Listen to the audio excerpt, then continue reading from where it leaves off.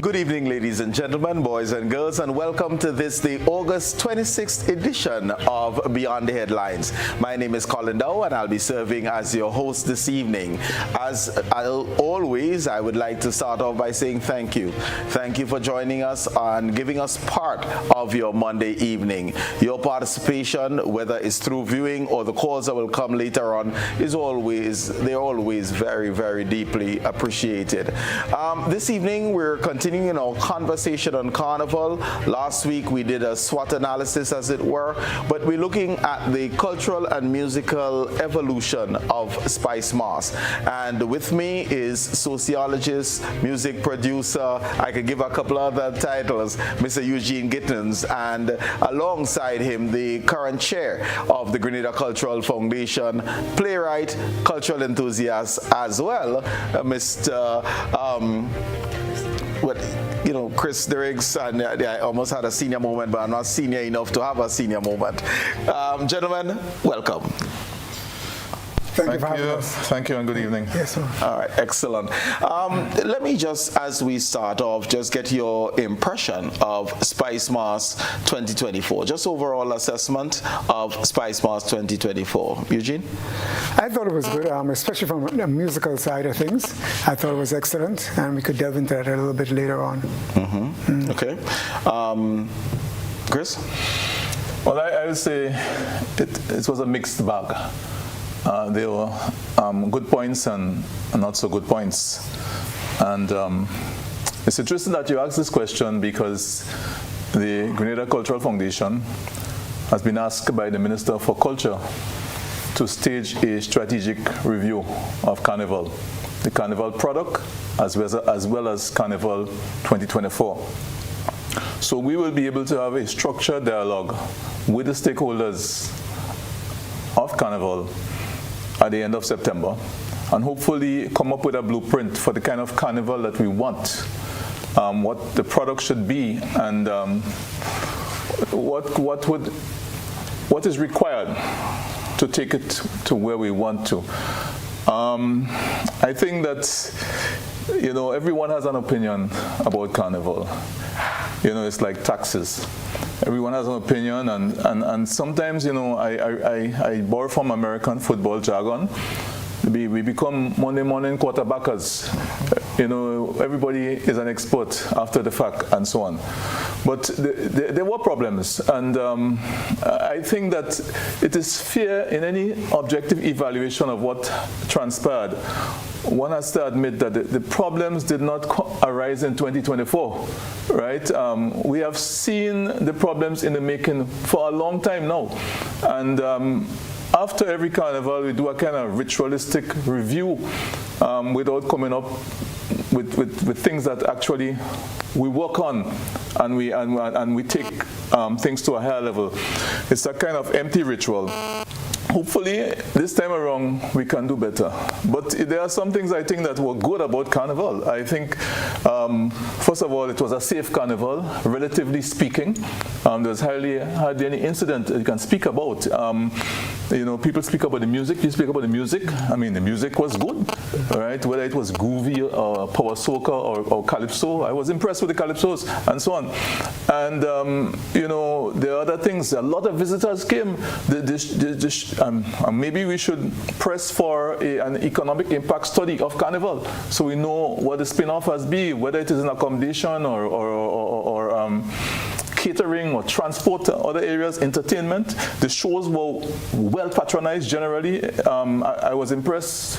I wasn't at Panorama, but I spoke to people there. I was told there's quite a large crowd at Panorama. That's good to hear.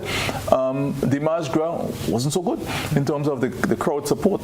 But nonetheless, I look at it, there are some things that were good, there are some things that are not so good. We still have problems with the production of carnival events.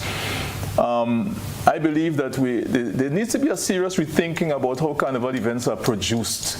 I want us to get into the specifics there, but Eugene, you gave an overall good. Anything jumps out at you as you reflect on Spice Moss 2024? Yeah, well, again, in terms of the music, I thought in all three categories, as Chris alluded to, the groovy, the soca, and the calypsos. They were really outstanding this year. And I talk about the quality of the music, the recording, the delivery. For example, if you just take a look at the three winners of those three categories, so Dash, the tape. If you listen to music, if you a connoisseur of music, from the first time you heard that song stood out. You watch a video, another big standout. So those songs were like, for anybody liking music, boom. That's what this year must be his, right there. Innocent song. The first time you heard that, wow, that's a big song, Boise's song, interestingly, well, to me anyway, the one he chose to sample, because he always has a lot of things in his tricks in his bag, a lot of different songs you could choose from. The one he chose, I was initially a bit surprised, but the way he delivered it, and the way he backed it up, and the way he tied it into the 50th anniversary, I think it was, he obviously he won and he deserved to win. So I think right there, and if you drill down, like I said before, on another show, if you drill down further, all the way down to number 12, the music was good. The groovy competition this year was one of the most competitive there's ever been. People who, even from the preliminaries coming up, but even in the semis who got into the finals, I mean, that was like really tricky because I would not have liked to be a judge, during that time. Mm-hmm. So I think, we've come a long way, and the music is really good. The productions are good. So I was very impressed. So let's do some drilling down and share with us how, in your opinion, the music has evolved over the years. Right. So, we talk about evolution, and evolution is an interesting word because evolution means development, and it goes from simple to complex. Well, let's be careful, because evolution means change, and it could go from good to bad as well. Right, but that's what I'm saying. Generally, evolution is development and simple to common, but you're right. So, back in the day, the quality of our music was very poor because we didn't have great studios. We had people trying different things, but the quality was not there. As a matter of fact, many of the guys who... Please categorize for me back in the day. Let's speak of a time frame. Right. Are we talking 30s, 40s, 50s, or referring to 80s, 90s? Yeah, I would say 80s, 90s. What happened then is that for the kind of production level that would probably hit Trinidad or hit the region, many of our artists went to Trinidad to record, or went to New York to record, or went to Barbados to record. They're the places that had the studios and the equipment. St. Vincent as well. Yes, that would give them, St. Vincent too, absolutely. That would give them the quality. And then you had most of the producers, the Frankie McIntoshes, St. Vincent, or the Pelham Garden, Trinidad, or Lester Paul, Trinidad. You had all these guys, outside of here producing our music.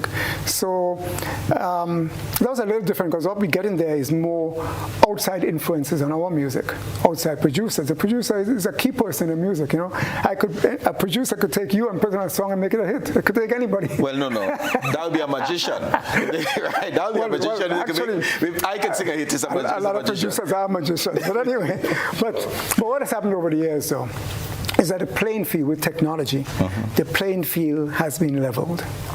And so what you have coming up is now authentic young guys, who have invested a bit and invested in software, invested in computers, invested in the studio. The studio is not a gazillion-dollar thing anymore. Do a couple of things for me, Eugene. One, you keep using the word producer. I believe back in the 80s and 90s, I heard of arrangers.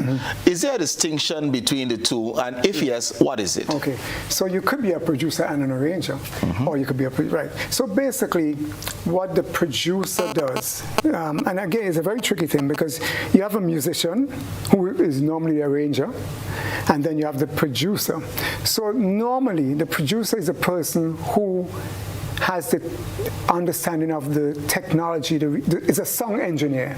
So the key thing about a producer is that he is the person who handles the song, the board we call it, the song engineering part of it. So I as a musician will make the song, and then the producer will put I'll give him a rough draft, and he would, fine tune it. So, for example, this year, I'll give you an example of this year I work with an artist. I work with an artist called Jarrell Jeremiah, and I did the song by me. I made the song, and then I liked the song. I said, Jarrell, this thing could go a little further. I think you should. Let's go further with the song. I'll take you into the grooves of the song.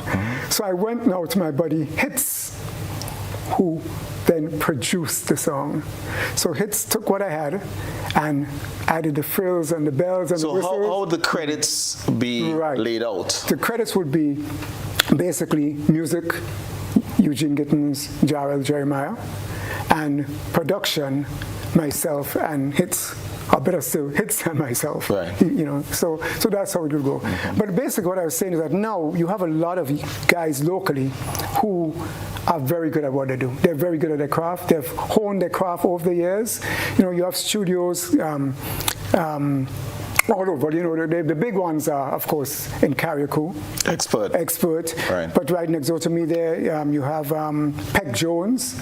You have Can't Stop, those guys, Holder and those guys. But you have Squeeze Head and Muddy. But too numerous to mention. But let me ask you this, because if we're speaking evolution, have we seen a decrease in the instrumentation as we listen to the various songs?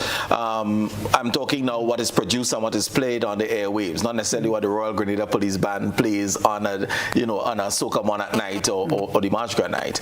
Are we seeing a reduction in the instrumentations, particularly the wind instruments?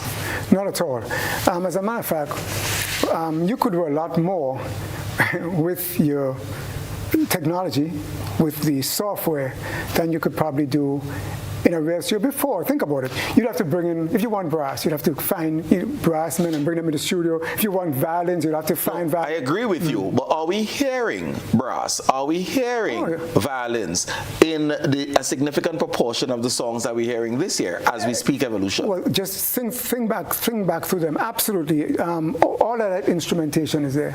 And again, you have much more flexibility to bring things that you could never even think of bringing with the technology. You could bring chimes, you could bring whatever you want. So yeah, I think the instrumentation is there, and hence I think the popularity of the music. People could relate to it because it sounds good. It sounds really appealing, and it sounds really strong, and it sounds really good. So I think we've come a long way. Just before we change gears a little bit, speak to us in terms of evolution. Has there been one in terms of tempo? So we speak of the introduction of the technology, the richness and fullness of the sound, which you basically were alluding to. Has the tempo changed as we would have evolved? Well, the established tempos, Spice Mass and people before us have established, and that's generally the established tempos for calypso, for groovy, and for power soca. So groovy is anywhere between what we call beats per minute, 130 to 140 beats per minute. That's standard. If you go above that, actually in a competition, you have to be in that BPM range to be a groovy artist. To be a power soca artist, you're talking about that's hype. So you're up by 160 beats per minute all the way up. Then of course calypso would be the most, genteel, slower kind of tempo. So yeah, they established tempos for each of the genres and subgenres. Okay. It's interesting you say groovy at 140 and soca at 165. You probably have to be an athlete to sing a soca at 165. Oh, absolutely. I don't know. I don't know how those guys. Well, I don't know how they do it. But you're right. Just before again. As we reflect, is there a sound that is Grenadian? You mentioned before that quite a lot of the production and even the arrangements, 80s, 90s, came out of St. Vincent, came out of Trinidad, came out of Barbados. We have more of our music being produced in Grenada. How can we identify that Grenadian sound, that Grenadian song? How do we know it? Well, the very first thing there is that I think, and people like you have contributed to it, and others, Moss International, etc. What we have going here for us, the most important thing in our music is our jab music. It's not something that should be taken lightly. to have your own genre as a country is a big thing. You know, Jamaica, reggae, you know, Trinidad, whatever. Jab music, not only has it developed, but it has appeal to many outside of Grenada. So you have Trinidad artists trying to jump on the jab bandwagon, Vincentian, etc., etc. Our jab music is something that is ours, and it's special. You know, it has those special elements in it. And I want you to get into that, because I'm not interpreting your saying jab music as a song that necessarily speaks of jab, but rather a sound. A sound. And what is that sound? Well, what it is really, and again, this is what Moss did. You listen to the traditional jab with their drums and all that, and their chants, and their, you know, and their shells and their chains, and you listen to that, and you try to take it and put it now into a musical form. Mm-hmm. So, for example, this is, I don't know if you probably, yes, of course you would know of Herbie Hancock. He's a jazz musician. Right. He did a song called Watermelon Man that became very popular. Mm-hmm. How do you think he came with this song, Watermelon Man? I think I looked out his window one day, and a guy selling watermelon was passing, and he just heard the guy was calling out, exactly, you know, to people to buy the watermelon. Right. And he created a song based on just that whole thing with that guy. And it's the same thing. So there, we have taken that traditional song, and now we have made it into a musical form. So I'm hearing from you, Eugene, that this authentic Grenadian sound, this jab sound, will be a combination of instrumentation, primarily the drums, of course infused with conch shell, one would expect, and a phrasing coming from the type of call and response that the jab would have used. So the phrasing of the musical form, along with the instrumentation, is what would make it authentic Grenadian. And that phrasing you talk about now, that would evolve too, because once you have the beat, you see, once you have a beat, you can put anything on top of it. Because once you have that beat, now you could put, if you want strings, you could put whatever. So eventually that phrasing may not be, you know, there, but to get that authentic song, you still want to have that phrasing on top of it in terms of how the person sings it, how they deliver it. That should be on top there to make it more traditional sound. Okay. Chris, evolution. I'm going to get you because we're speaking the cultural and musical evolution of Spice Mass. So how has Spice Mass evolved culturally, in your opinion? Well, I think we have significantly moved away from what I used to know as carnival when I was a teenager or even younger growing up. There are a number of things we can point to. If we start with Juve, the Juve experience was different. Juve was theater. The Old Mass was, as you know, a representation of, you know, the lighter side on social issues, portrayal of individuals, historical figures, and so on. And then the Jab, as we knew it, was a character who actually read and spelled. And so he gave a performance. The current, well, Old Mass has more or less been marginalized, is virtually disappearing. The Jab is a new phenomenon. What we have is a new kind of Jab, which is a kind of party Jab, rather than the kind of portrayal type Jab. And I'm not making a value judgment. I want to make that clear. I'm just saying the face of Juve has changed. Then you can also speak to what has happened with the fancy mass bands. Before you move on, let me push a little bit here. We boast of our Juve as a signature part of our Spice Mass product. Yes. There's no comparison throughout the region or anyone that put on this type of West Indian type carnival. Yeah. We're now also seeing that the face of Juve has changed. It has changed, yes.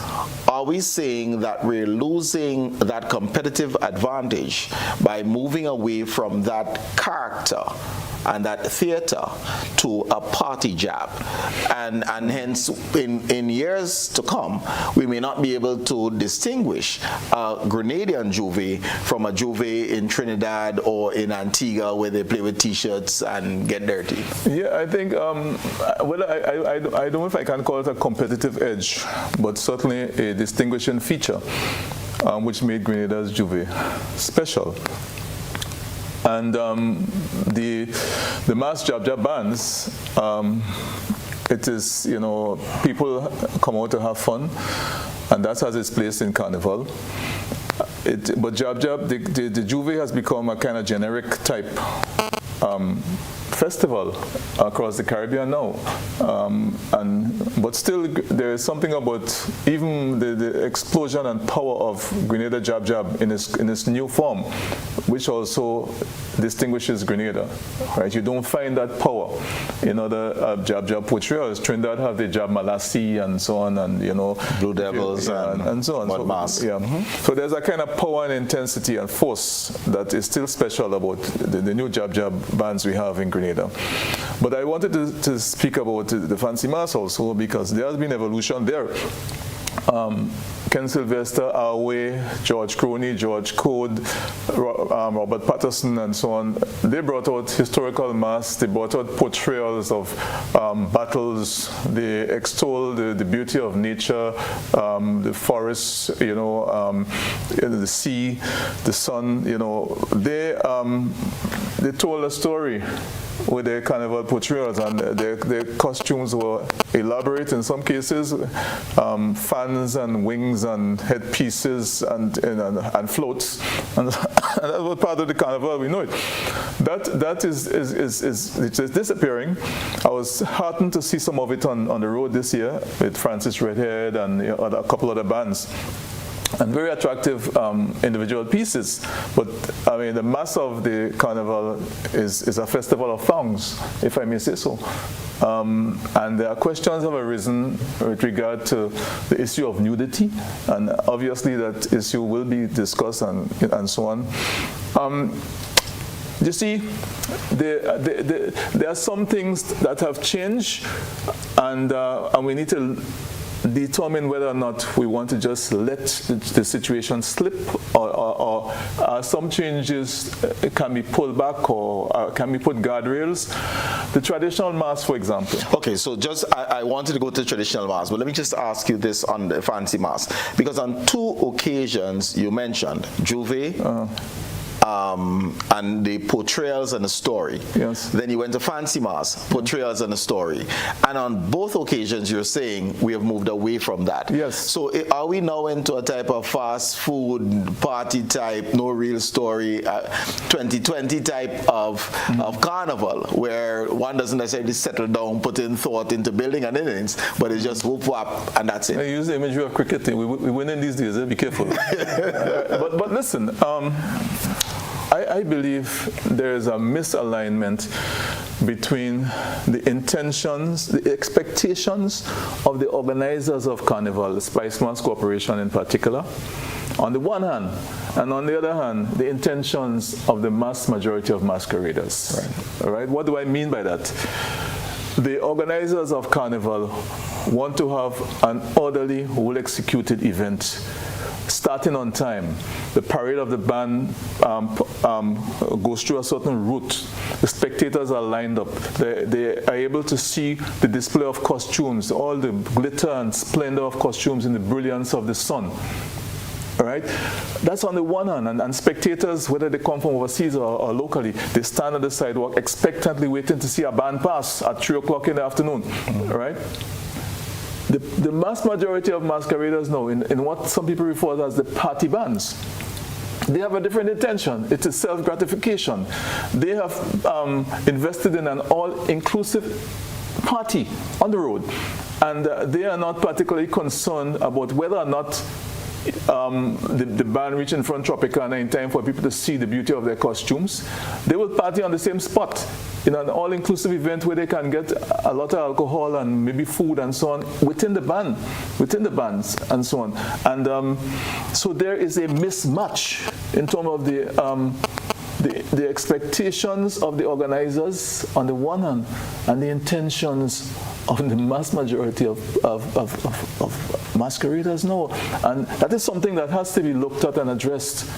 And can there be a happy blend, a happy mix? I am not one who will come down against people who just want to have fun and jump up for carnival in a skimpy costume. Of course, there are limits in terms of the extent of nudity and vulgarity. Is it that the prize has also evolved, and the prize here meaning band leaders of yesteryear, the prize was being Band of the Year.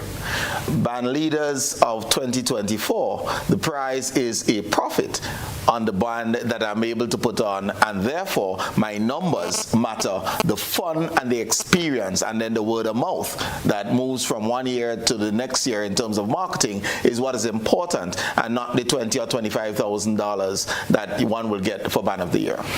Yeah, I think you hit it on the head there. If I'm having a band and I have 1,000 masqueraders with an average price of a costume of $1,000, that's $1 million one time. Gross. Think about that. So Carnival has become a major investment. And the privatization of Carnival. There are different forces. There's a kind of privatization of Carnival that is driving the party bands on the one hand. There's also the diaspora crowd who come in. Right, and so they are taking ownership of the Carnival in a manner that is remarkable. So the man who is playing Vaco up in St. Mark, he's on a different plane, a different existence to the man, to the masquerader who hops a plane and comes down with a costume. And some of the costumes are so small you could send it by email, and so on. So the thing changed up. Right. I think what Chris said though, when he started, that I think the minister has engaged you, Cultural Foundation. That is the key to the whole thing. Have all the different stakeholders sit down, because like you're saying, people are coming from different positions. The people who want to have fun, the spectator, maybe it shouldn't even be a spectator thing. If you don't want to partake, stay home maybe, But what I'm saying, so you need to get all those people together, and especially I think young people, because Carnival is greater, whatever, close 57% young people. We need the young people to see but don't let them just go astray. They need guidance, but otherwise it's going to be chaos. I noticed you said them and not us. So we out to the young people. Well, I talk for myself. Yes. I was referring to you speaking for yourself. Right. Right. But Carnival, certainly the fancy mass is one of the few things, and I like to express it this way, where the performers pay to perform, and the spectators get to see it for free. In every other event, the performers get paid and the spectators pay to see, except the parades on the streets. And hence, as Chris was pointing out, we chastise the people that pay because they haven't come up on time, we can't see them in the daylight, etc., etc. But they're the ones that paid. True. It's because spectators ain't seen much these days, I will tell you. Yeah, and every same thing. The Carnival Wednesday. People wake up underwhelmed. They feel a sense of disappointment. What did I hop the plane and come down for? I didn't see anything. All right. So there's that disappointment element, which we must address. I think in this thing, a million flowers will bloom. We have to organize and determine what happens and so on. And I was touching on the traditional mass a while ago. Traditional mass is alive and well in Grenada, in spite of the trends, and there's a healthy, resilient appetite among people in the rural communities. And Spice Mass Corporation, they get a lot of licks, but you have to understand that the Carnival has changed, has evolved. When Spice Mass Corporation was set up in 2011. Carnival was one thing.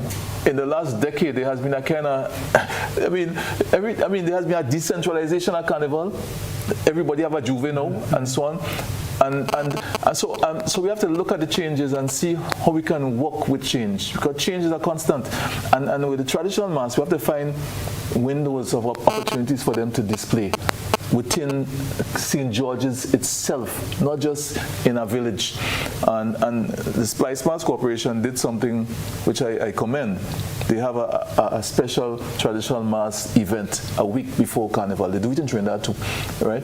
And recently there was a collaboration between SMC and Cultural Foundation to form what is called TIMBA, Traditional and Individual Mass Band Association.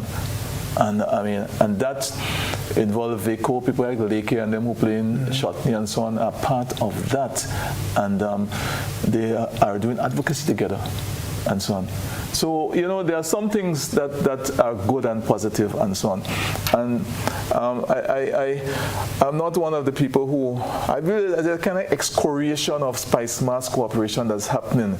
And, you know, every year we beat up on Spice Mass Corporation, whoever they are at this point in time, or in a given year. I think we have to take a more balanced, objective view. The carnival has mushroomed, has expanded, and the logistic and production aspect of it has to be revisited and so on. Okay, so Spice Mass fence apparently low, so everybody like to jump up on them. But I do recognize and note your praise for the growth of traditional mass and how that was done. So that is something that we certainly would applaud. Viewers, listeners, it's time for a first break. We'll be right back.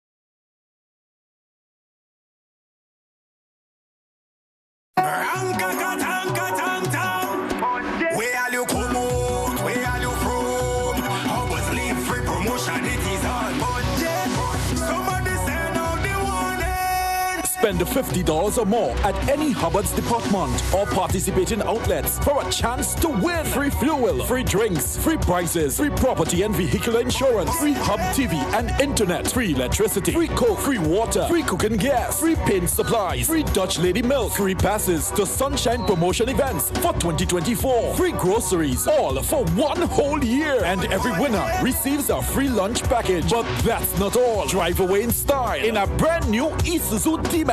It sips, it doesn't guzzle. So fill out your entries and place them into the marked entry boxes. This promotion is brought to you in part by Dutch Lady, Danny, Promo, Supreme Bleach, Creative Chef, Grenlac, Floor, Salt Petroleum, Grenadian General Insurance Company Limited, Coca-Cola, Sunshine Promotion, Caribouries, Coop Bag, Sesame Spain, and Food Fear. Promotion runs from April 2nd to December 24. Terms and conditions apply. Ride in style with an easy ride loan from Ariza. Enjoy the comfort and convenience of your own vehicle for work or play. You've got places to go, and we're gonna help you get there easy. Enjoy competitive interest rates, specials on insurance, and offers from auto dealers. Ariza also has great offers on electric and fuel-efficient used and new vehicles. Apply for an easy ride loan from Ariza and drive away in style.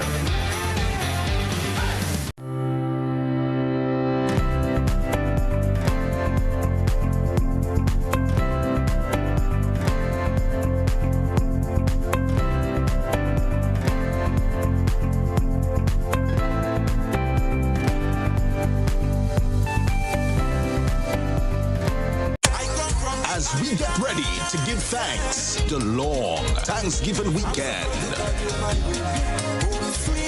Legends Promotions presents the 18th annual Hubbard's Legends in Concert, Saturday, October 26th, Grenada Trade Center at 7:30 p.m. Featuring the 1980 Calypso Monarch Survivor.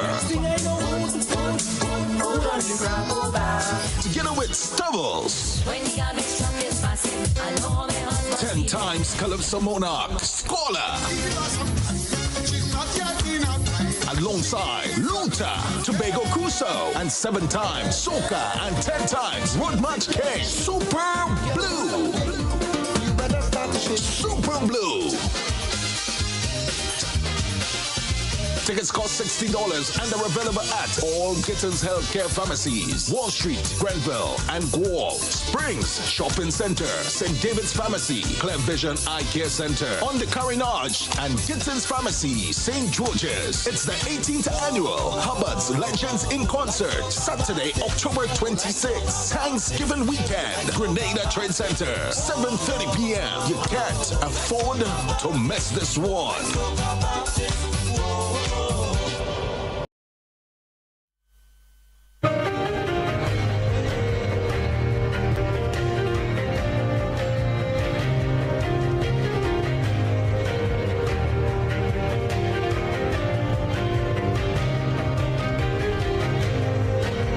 Welcome back to you, viewers and listeners, and we're speaking of the cultural and musical evolution of Spice Moss. Early on, Eugene, you spoke of the quality of the music across the genres. So we're looking at groovy soca, power soca, calypso. What is needed in order for us to maintain that trajectory? Speaking that we have seen improvement, improvement in sound, improvement in investment in the skill set, so that we can now producing Grenadian music. How can we maintain that trajectory? A couple of things. One, we need to help our artists to market the music beyond Grenada. And to try to make a living off of it. A lot of times, you know, it might be easier for artists to perform to make money, like to perform other places outside of Grenada, than to maybe try to make money from streaming platforms and those things. Those things pay pennies, you know. So it's always, especially now out of COVID, you know, people could move again. If we build up arrangements with other countries where artists could perform, and some of it is happening already, yeah? But the bigger artists. How can we market our artists? Does it come back to the quality of the product? Because we do have international artists here. I mean, I would say the first superstar I was ever close to was one Will Cambridge. Yeah, Talprey. Talprey walks into a room and people are just screaming. Yeah. I mean, I got famous because I knew Talprey. You know, when I was in the days when I was in Miami. So we have the likes of the Talprey, the Mr. Killer, and others. But doesn't that mean that you have to produce something that is appealing to people outside of Grenada in order for that to occur? Right. So we have, like, you know, people underestimate Lava Man. That's another one. So you have the Vaughn, you have the Lava Man, you have Killer, you have Talprey. Right. And you have, you know, those who win the competitions a year usually get some mileage. But interestingly, not everyone who wins gets those shows outside. Right. And that's where I'm going. Right.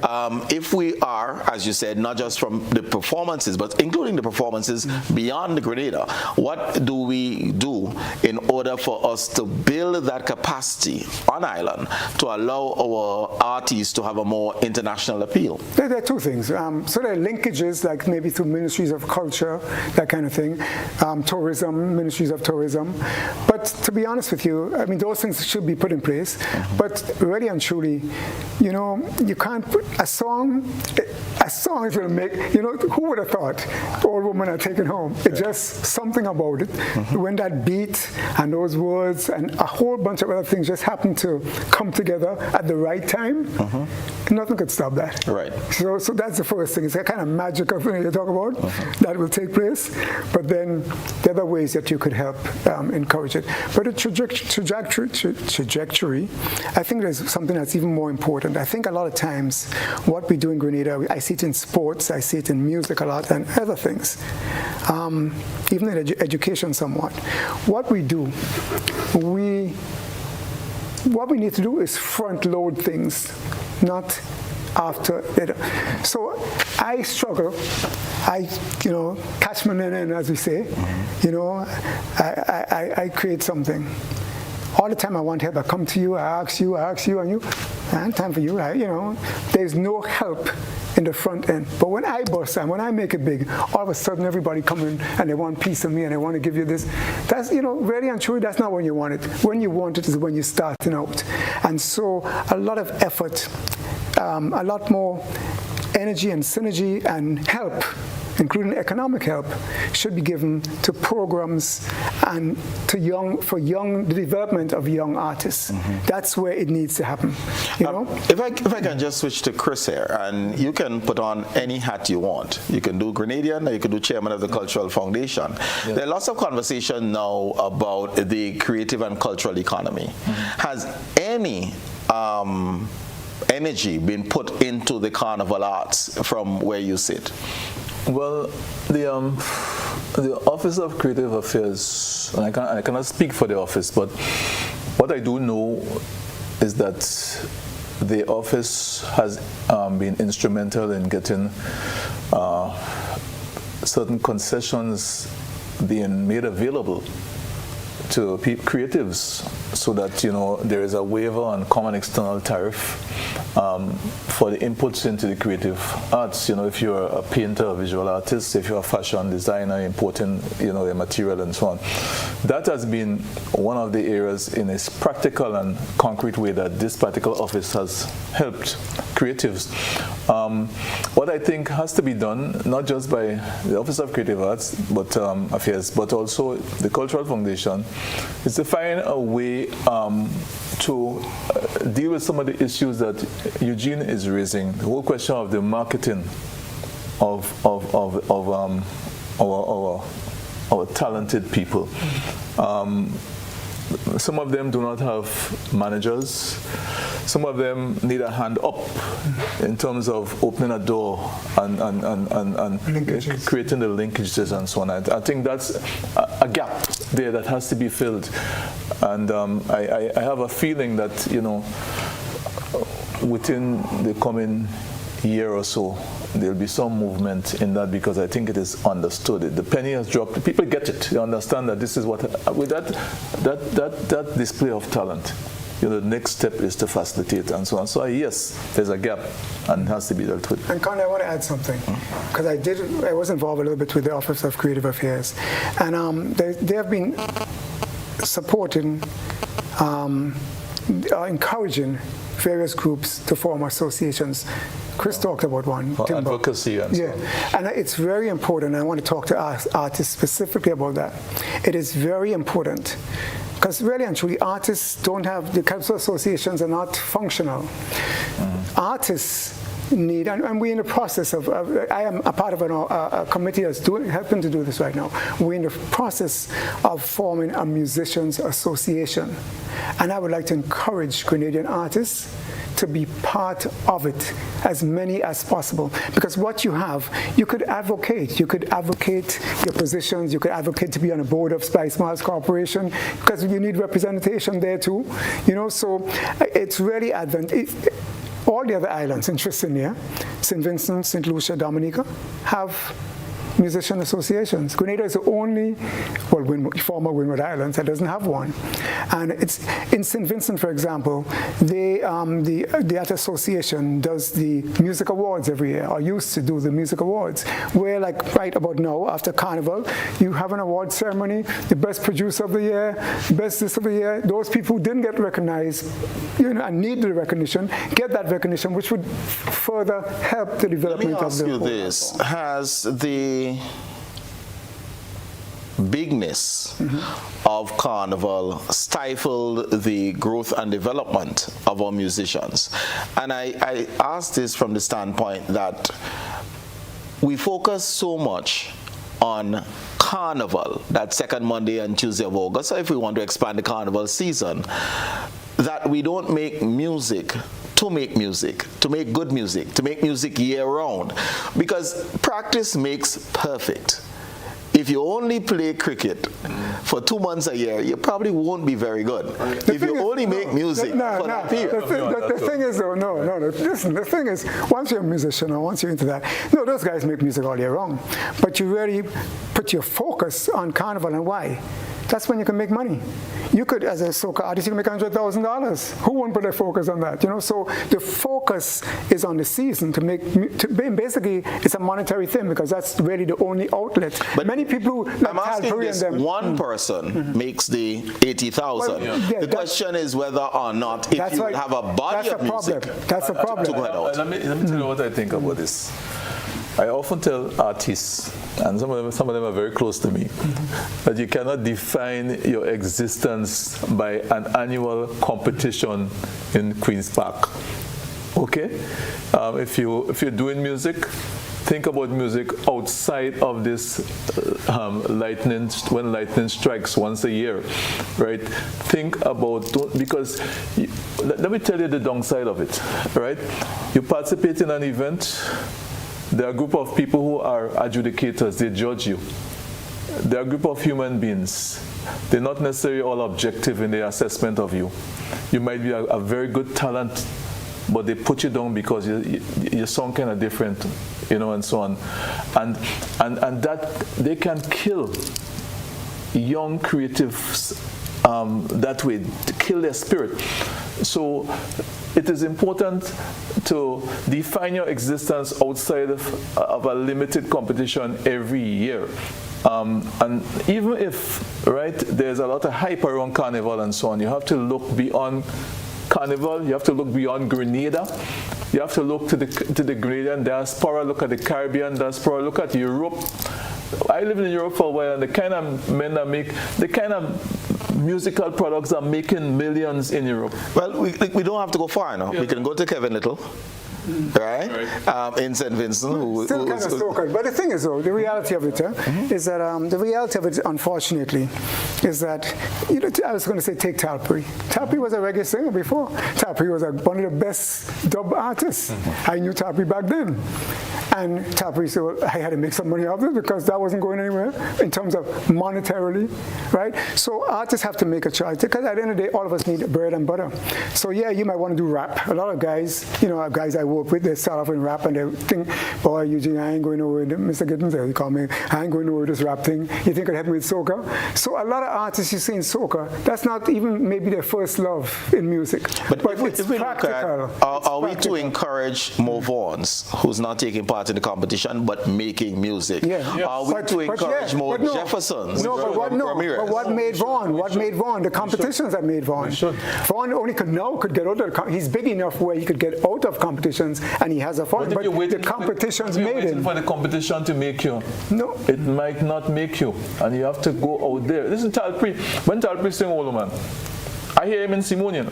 Nobody was, hardly anybody was taking notice of Talpri. But you go and mash up Trinidad with the same song. And everybody, hail, the prophet has no honor. Right, in his own home. Yeah. You see, and these things. So sometimes you have to make it outside to catch the attention of the people home. Yeah, that's true. That's true. And step outside of the local competition. It is not that easy for artists to make it out there.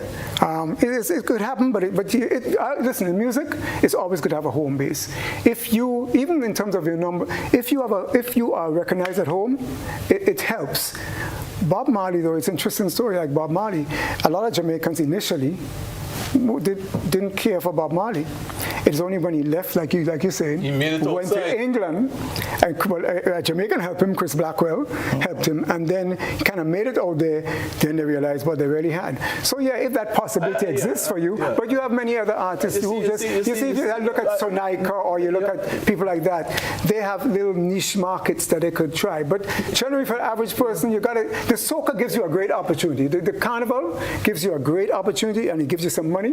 Then you could probably launch your career from there. But we're still not speaking of music. I think we put too much weight on that, quite frankly. I think that, this is the era of technology and a whole acceleration, exponential acceleration of technology and different YouTube and all kind of thing to get your material out there. You could do it. Right? Keep doing it. And do that. Yeah, do that.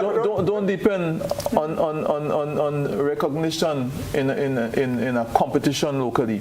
That could kill you. I'm telling you, right? I'm sorry. If I ain't saying don't take part in it, but don't invest too much on that, because if you do that, you could. Well, that's a debatable issue, right? But I think you could do both, and I think that's the key thing. Do both. Don't limit yourself to that, but do both. Yeah.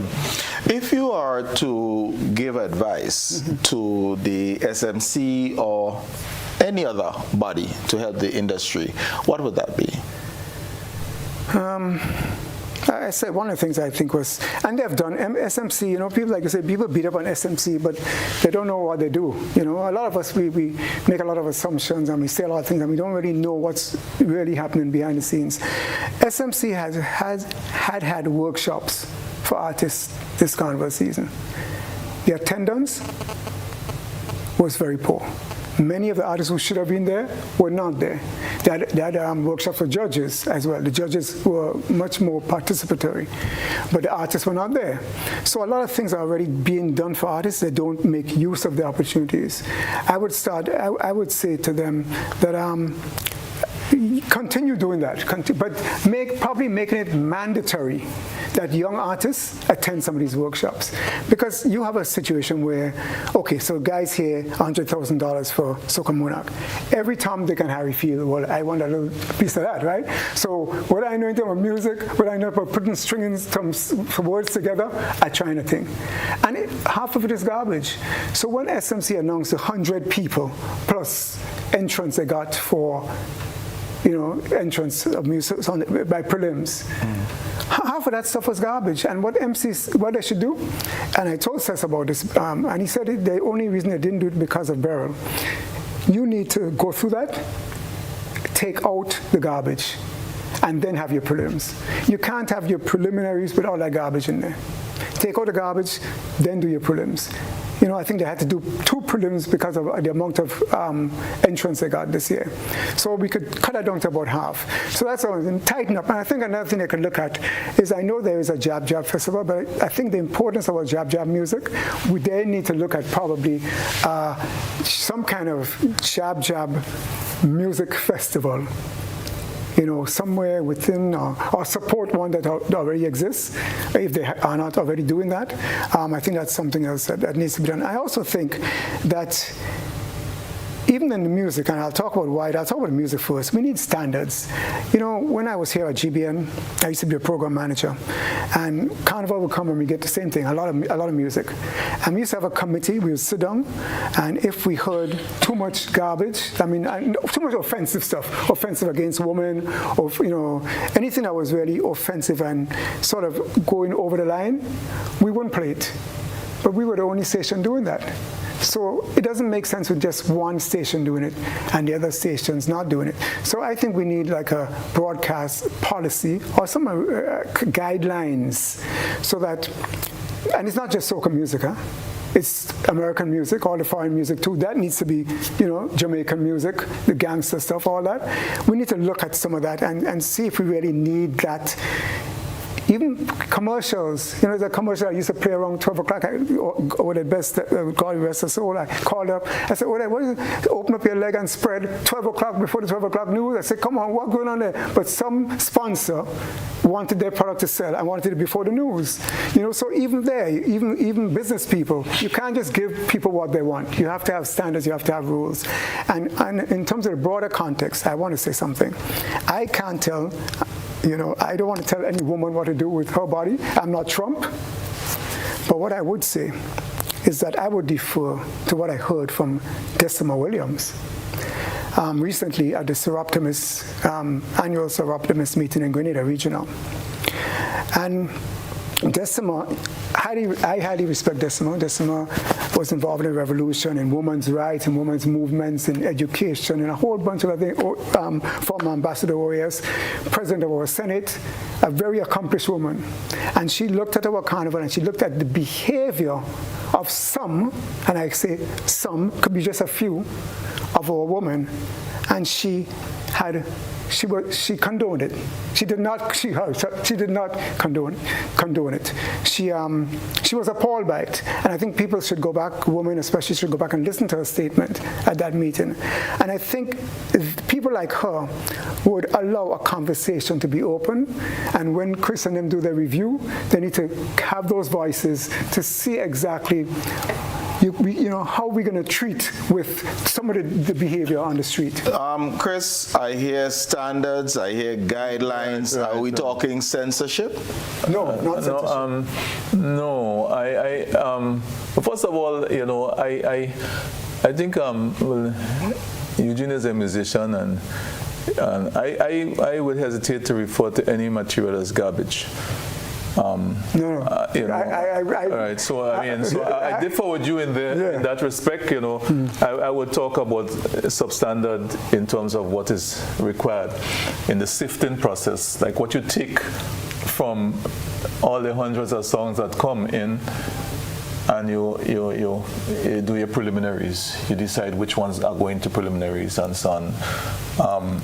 Which is something that happened in the past, and not every submission made it on stage. There was, because you have to submit a CD, there was an initial screening. I wouldn't get to that word garbage unless it was garbage. Trust me. You know, but I have a different feeling go ahead. about No that, problem. Yeah. And the artist who is struggling, just coming out and has written a few verses which somebody might think is nonsensical verse, he might be, you know, just breaking out and just coming, you know, of age in his craft and learning and so on. And I don't want to demoralize people in terms of that, right? Yeah, so I'd be very hesitant to use that term.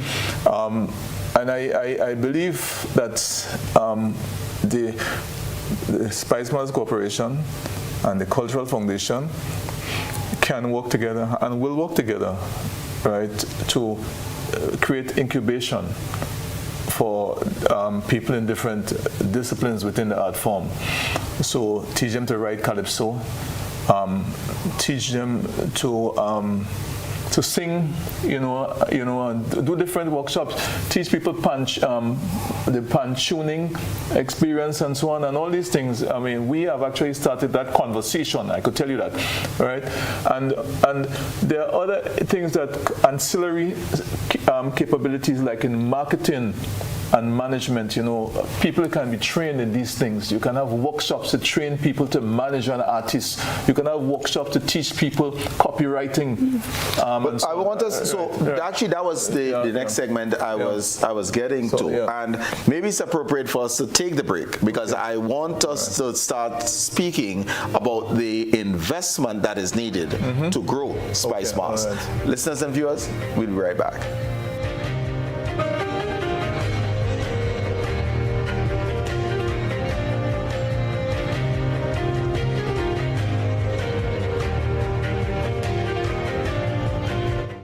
Ride in style with an easy ride loan from Ariza. Enjoy the comfort and convenience of your own vehicle for work or play. You've got places to go, and we're gonna help you get there easy. Enjoy competitive interest rates, specials on insurance, and offers from auto dealers. Ariza also has great offers on electric and fuel-efficient used and new vehicles.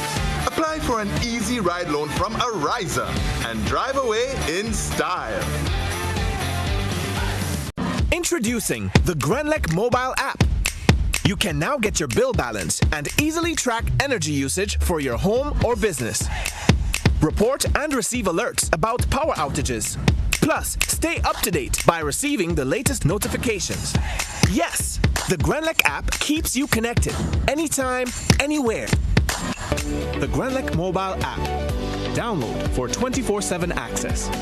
Hi. Hey, if you don't have everything for back to school, don't hurt your head. At GBN and Flow, they're putting down the biggest back to school extravaganza.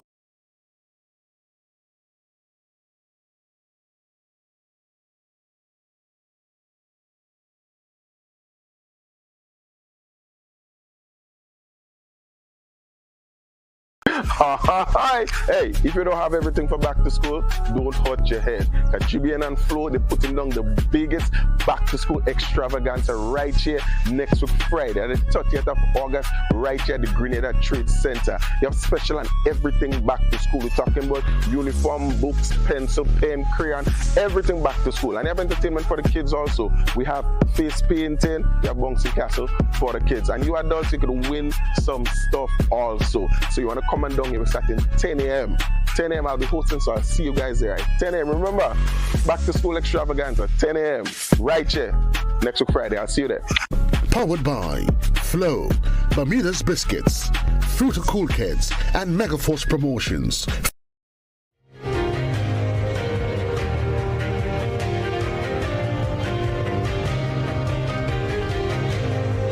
Welcome back, listeners and viewers. We're speaking of the cultural and musical evolution of Spice Mass.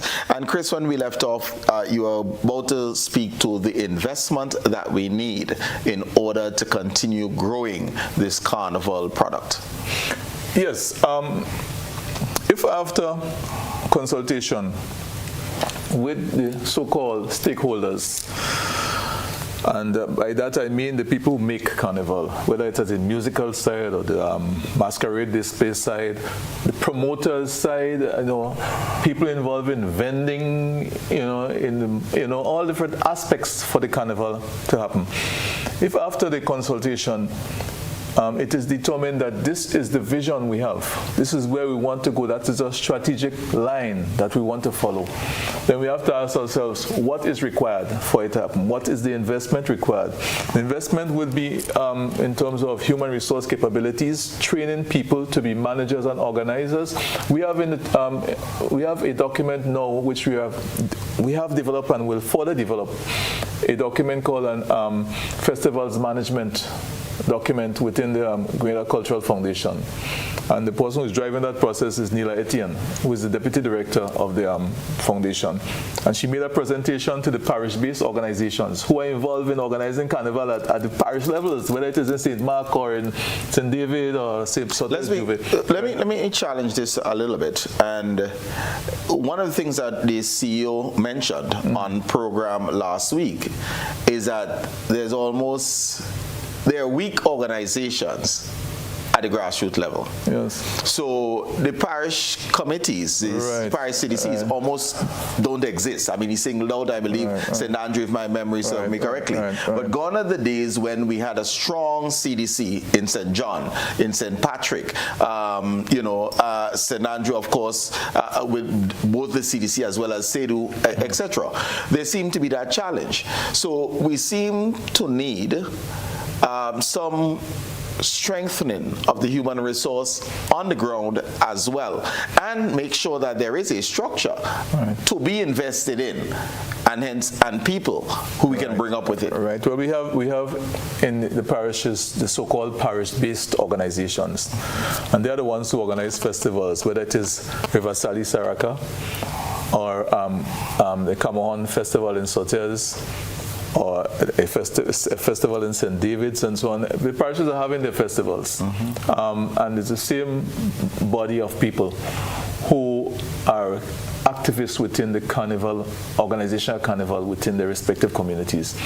So we brought a number of these people together and took them through a training program for event management or festival management.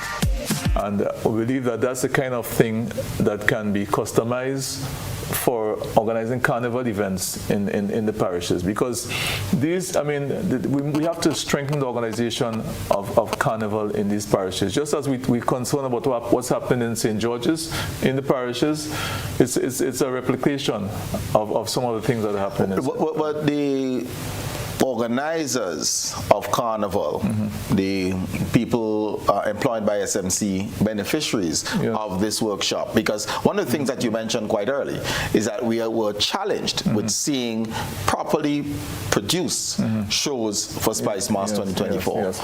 Yes, and well, Spice Mass were involved in the workshop that we held, and future workshops we are going to make sure that they're involved. But the production of a carnival event has to be revisited, and we need to train people in doing these things. You can't just appoint somebody to do it or set up a committee. I've often said, right, my grandmother used to say, too many cooks spoil the pot. But in more recent times, I'm thinking now, a camel is a horse designed by a committee. Think about, how ungainly a camel looks, right? And that's what the committee does. It creates an ungainly creature, a non-attractive entity that represents the thinking of everybody, but it does not represent a harmonious, smooth-flowing creation. And, so I believe that for carnival events, we need a producer. So I asked Eugene to produce a musical event. You select your team. Let us discuss budget. and you are responsible for all the logistics of it. Right, but you cannot ask a committee to produce an event. I agree with that. Who is responsible? And so the approach to management of events has to be revisited. But I'm saying that basic management and organizational skills has to be taught to people, so that the events are at a higher quality. And when they're seen on TV by the international community, it is something we could feel proud of, right? At this point in time, there's a lot of chaos and so on. And let me just go into other areas of investment. I'm thinking designing and costuming. Is this something that we ought to make an investment in? Yes.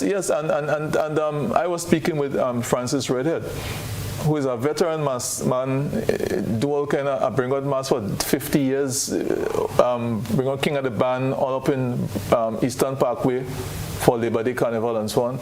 And he is quite willing to go into the schools and teach children wire bending and costume design. Okay, it would be great.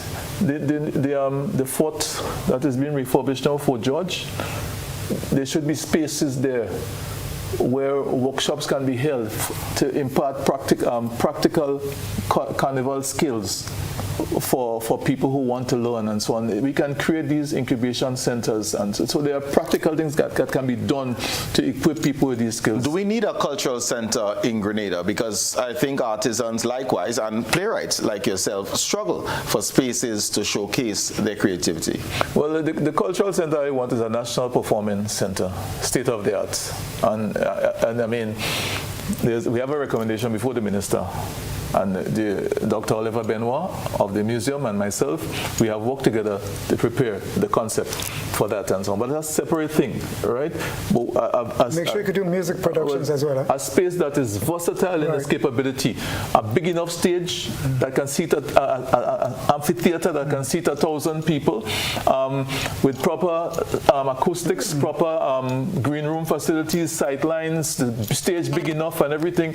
And we can bring in world beaters, top of the line performers, so Grenadians can see what best practice is.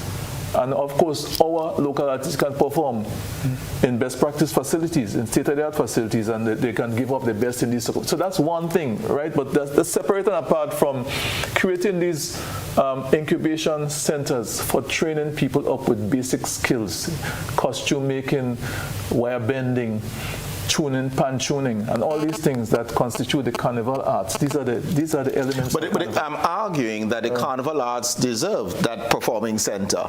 So the pan tuner and panis should be there as well, not in some backwater because it's carnival. That's what I'm saying. And hence the question of that cultural center that will take on board all creatives, including those who are involved in the carnival arts. And you can do choral recitals, steel band concerts. You can do dramatic presentations, you know. Were you happy? I know both of you were involved in a number of the shows, at least participated. Were you happy with the sound engineering at the musical events for Carnival? I've heard a number of complaints with it, and there seemed to be a problem with sound. But I was wondering if it was just me.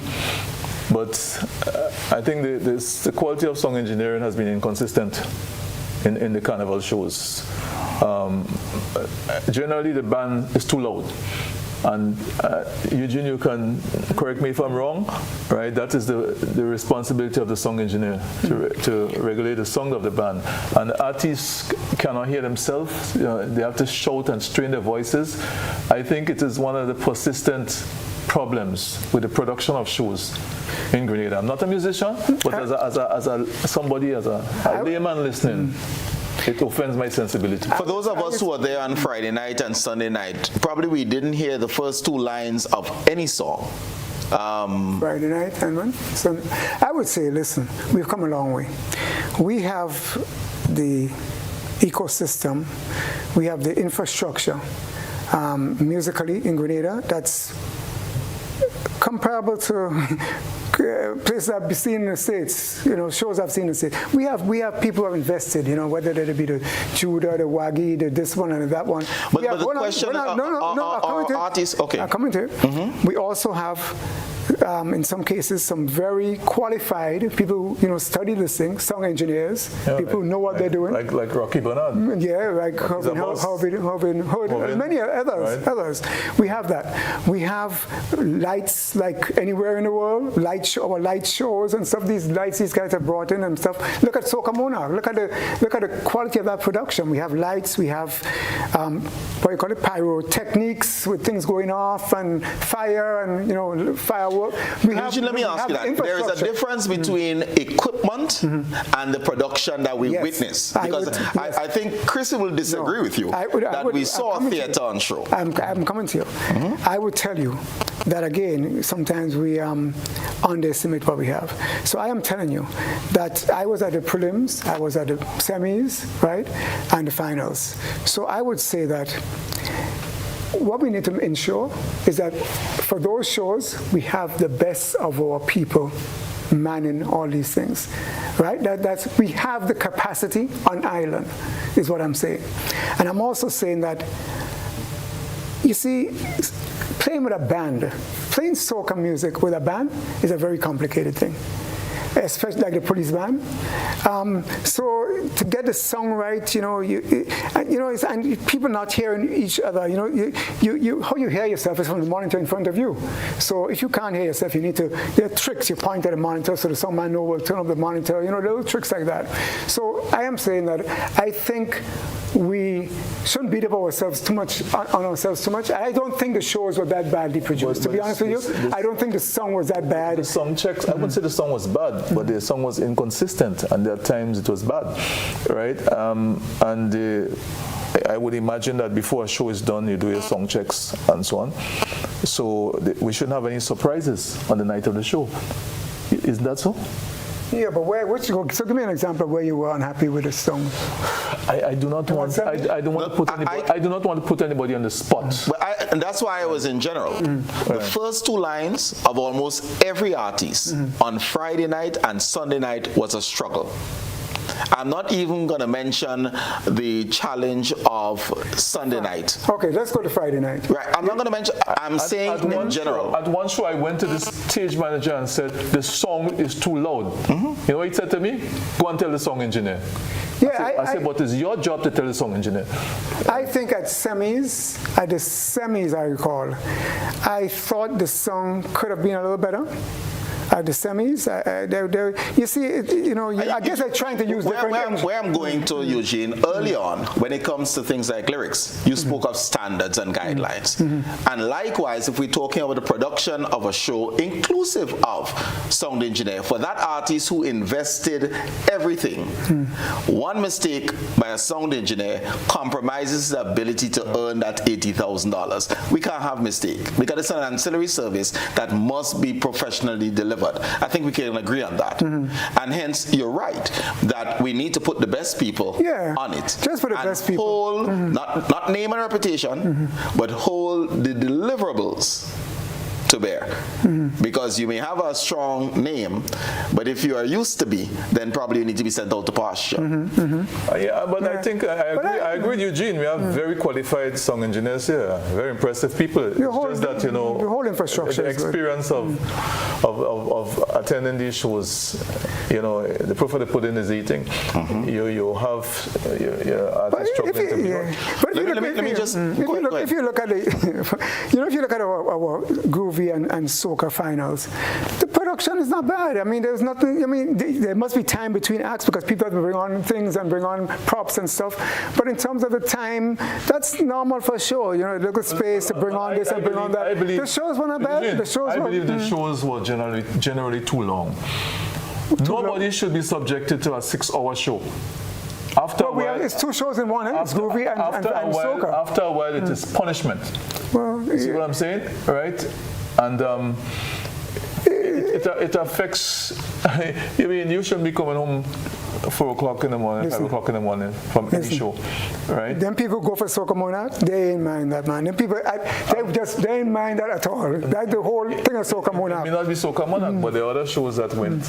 Yeah, again, I'm talking about mainly the Soca, groovy and Soca. Even in so doing, We have seen Soca Monarch, when there's a combination of shows, delivered within 5 hours. That was not the 2024. Well, yeah, 2024. experience. I must say the show started late. No, I'm not talking about late now. Yeah. I'm talking from start to end.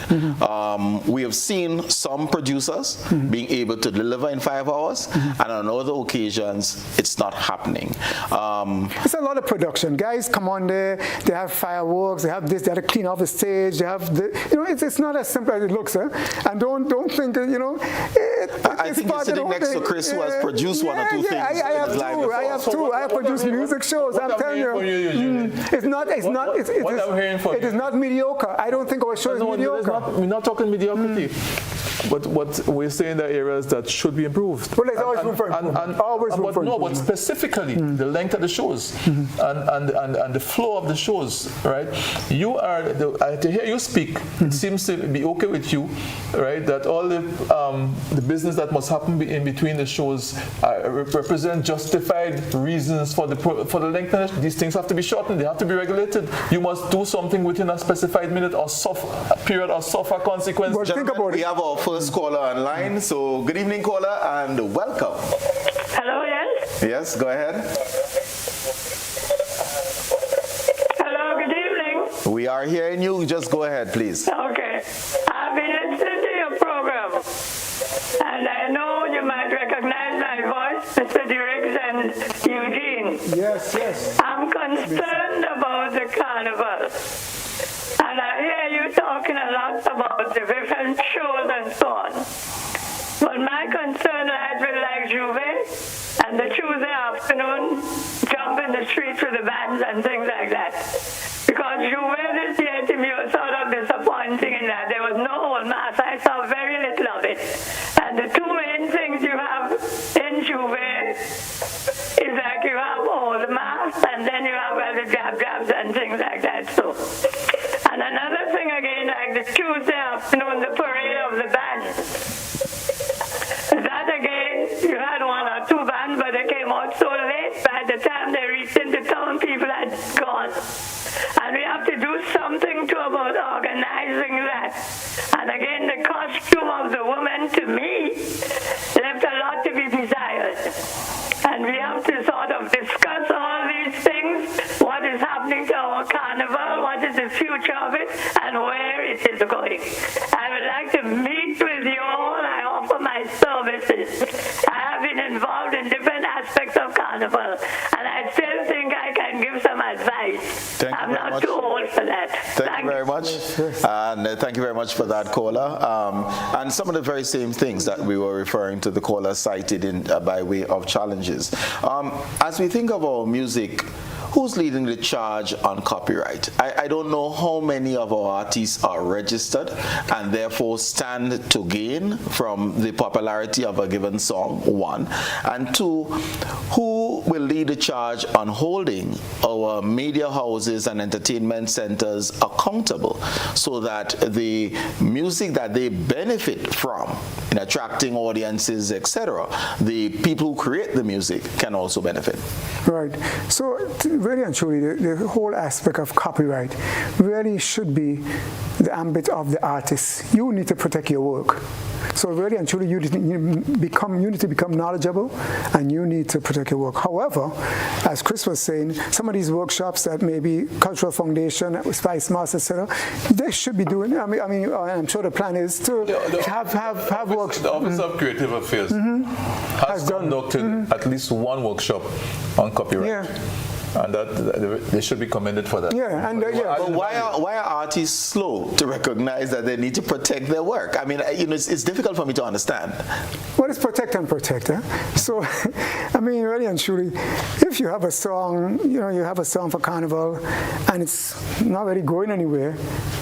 You protect it. But it's not the song that is registered. Isn't it the artist that registers, and then his body of work is protected? It's not bringing his song. No. You could start with a song. You add songs as you go along. But really and truly, it costs to copyright. So you got to, let's say you spend $50 to copyright a song, $50 US. So if the song is really not even there's no traction, you may not choose to do it right now. If you start building up, then you're going to copyright your song. It's yours. There are things you can do to protect it otherwise. Well, it's already out there under your name, so nobody can really claim it. You know, it's already so. You know, there used to be in the old days what they call a poor man copyright, where you put your song, you probably know this, in an envelope. Post it to you post it yourself, and you know you have that protection. So, but I think artists are desperate to get the music out there. Anyhow. So they won't make an issue over it being played on the radio. Bob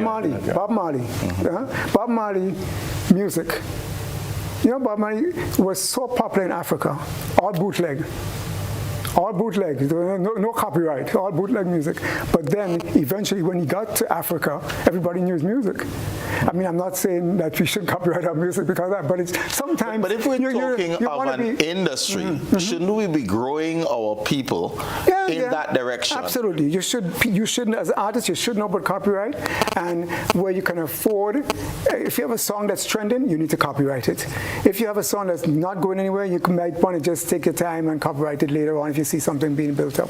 But I think the other point you made, you asked two things about that. You talked the radio stations and the TV stations and what have you.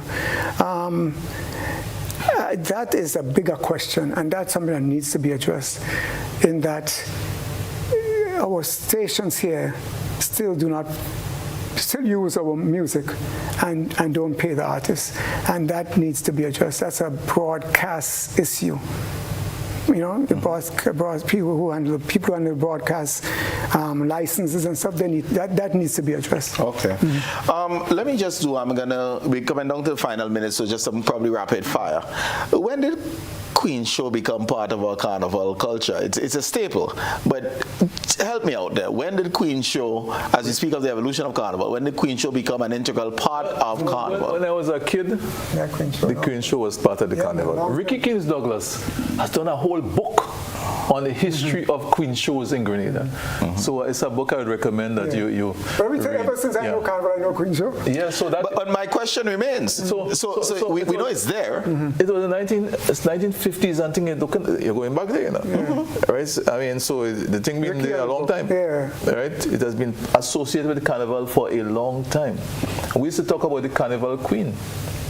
Right, so it is that. But we both agree that we're not addressing the question, because when we think of carnival in terms of what was handing out through our French culture, when did this carnival queen competition, that is not necessarily a beauty pageant, but a bridge almost between a number of different types of competitions, been placed on the calendar? But I don't know carnival. when it started. Ricky, I think it's in Ricky's book. But Ricky documents it's in that book. So they should look at that.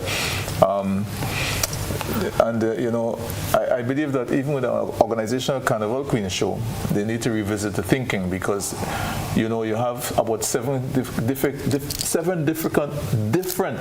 areas of adjudication. You know, costume, interview, talent, you know, evening wear, and you know, and that can take a long time. And every time they change new judges, right? So you can imagine. So and different judges. I was a judge for talent. I can't judge swimsuit. You know, objectively. Objectively, yes. But you know, maybe they should have the talent on a different day and have an entire show of the 7 or so queens display their talent on a different day in a different venue, perhaps not Queen's Park, you know, so maybe the Trade Center or so. That could be part of it, and it would lessen on the length, the duration of the Queen Show itself. Okay, let me ask you: has the growth in the commercialization of Spice Mass impacted it, and if so, positively or negatively? Because we have people who are attempting to make money, right? So we will be talking about the party bands, whether we're talking about the big fetes, and the like. How has that impacted on the carnival product in your mind? I think, you know, that there has been, the queens have not accorded the kind of status or respectability that they used to have in previous times. The focus is no longer there, but I think there's a kind of resurgence of the Queen Show in recent times. I think, the Queen, to prepare, it takes months, whatever it is, several months of preparation, and then to come to a competition and the first prize is what, $15,000, right? It is not adequate compensation for the trouble they go through. There was a time the Queen would get a car, you know. Yeah, I remember that. So that again, the whole question of incentives for the Queen Show has to be revisited. But I think the Queen Show is coming back as an event. But the focus has not been on that aspect. Let me just ask again, rapid fire. Is the Calypso tent extinct? No, man.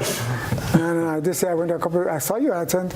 No, yeah, I find this year. I find the Calypso standards were okay. No. Well, he's on a different question. Yeah. Is the Calypso tent extinct? I hope not. And you're hoping, which means that you're not necessarily. I'm not sure. I'm not that as knowledgeable about that part of the. I'm more into the soca and the thing, but I did attend a couple of tents. I was very impressed. And the question is whether or not we, to assist the Calypso tents, do we bring back? Sorry, not bring back, but do we have the adjudication of, let's say, soca in the tents to probably try to drum up some audience and have additional shows, because the quite a number of tents, they have probably an opening night, they have judging night, and that's it. And it's just the traditional Calypso that's there, and not many of the groovy and soca artists who typically pull the crowds being present. There are sustainability challenges facing the Calypso tents. The average patron of a Calypso tent is over 40 years. Yeah. Yeah. Right. I've had that concern about the average patron of the Calypso tent as well as average age of a farmer, over 60 years in Grenada and so on. So that raises questions about sustainability. And therefore, should we have soca artists as part of the performance package, which probably can pull a younger crowd? Well, the soca artists performing in a small venue in a school. It's not the same. It's a different audience. I mean, the soca is a different audience entirely. That audience for that Calypso is a different audience. That's their own audience. Maybe just cut it down to their size, you know. So the Calypso tend to extinct. I wouldn't say extinct. Well, you can answer your question better than you know, because I know you're a Calypso man. So sustainability challenges will be the words. Okay. Not extinct. Not extinct. No. Okay. It's just about time. So let me have you, gentlemen. Eugene, you'll go for us with some closing comments, and then Chris will go after. Yeah, I think like has been said, we need to all sit down, come to the table, and see exactly how we're going forward with this product. There's some good things and things that need improvement. We also need to put everything into perspective in terms of our morals, values, culture, to the extent that it can be fit in, you know, or accept that for those 2 days we're going to drop all those things and have and just not focus on that too much. But we need to start a conversation with all parties, and like I say again, getting our young people involved as well. Chris? Carnival is the biggest mass event in Grenada. There are a lot of resources that are put into Carnival. There's a lot of hope and expectations. It is a festival that is changing, has changed rapidly. We need to understand how it is changing. We need to understand what kind of Carnival product we want. We need to understand what it takes to get that product. We should be balanced in our evaluation of Carnival. We should take into consideration our experience over the years in terms of the kind of Carnivals we have had. And when we look at the people who have been put in charge of Carnival, we must understand that they are human beings with an expanding agenda and sometimes an unwieldy agenda, and we will get nowhere by seeking to excoriate the organizers of Carnival. We need an objective, balanced assessment, and changes would be required in terms of how Carnival is approached. We must have an open, critical mind, and I think if we do that, and the evaluation that I spoke about, which the minister has asked for in September, hopefully would create a blueprint for the way forward, and it will not necessarily be an empty ritual going forward. But there's a lot to be said and a lot to be done, and let's not be pessimistic about this very important product which markets Grenada. You know, that's all I would say. Mr. Christopher Driggs, Eugene Gittins, thank you so very much for joining us this evening. And to you, ladies and gentlemen, for being a part of this August 26th edition of Beyond the Headlines. As I close, let's take the lessons. Essentially, as we evaluate Spice Mass 2024 and we look to move forward, it is important that we do so in an objective manner, and hopefully what is designed coming out of the symposium is not another working document to be placed on a shelf, but actionable items being embraced. To you, be good to yourselves. Good health, Godspeed, always. See you again in 6 days, 22 and a half hours. Take care.